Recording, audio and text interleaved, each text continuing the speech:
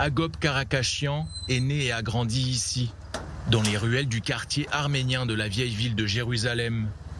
Cet artiste y tient d'ailleurs un atelier de céramique, une affaire familiale dont il a hérité à la mort de son père. Nous sommes une famille de dessinateurs. Ça a commencé avec mon grand-père, puis mon père, qui a réalisé tous les noms de rues de la vieille ville.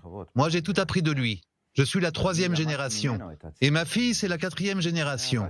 Donc les Turcs ont failli dans leur entreprise, car nous sommes toujours vivants, ici, à Jérusalem.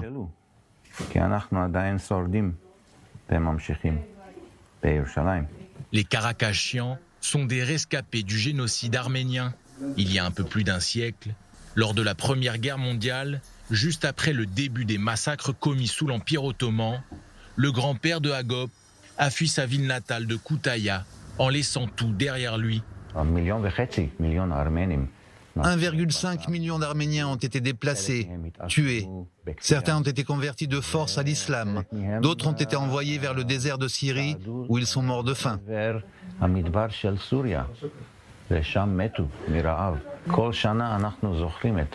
Nous commémorons tous les ans le génocide du peuple arménien qui a débuté le 24 avril 1915. Le 24 avril dernier, les États-Unis sont officiellement devenus le 30e pays à reconnaître le génocide du peuple arménien. Cela fait déjà 106 ans que nous demandons au monde qu'il reconnaisse notre Shoah.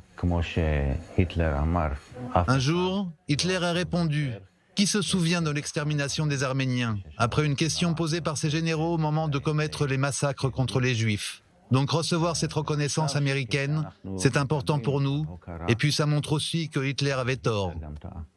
Et pourtant, l'État d'Israël, pays d'adoption de Agop, refuse toujours de reconnaître de son côté le génocide de son peuple.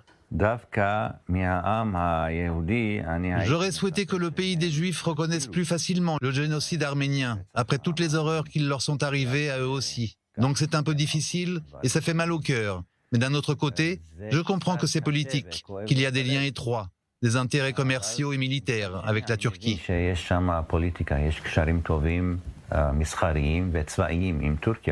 Mais c'est dur à avaler, comme on dit ici.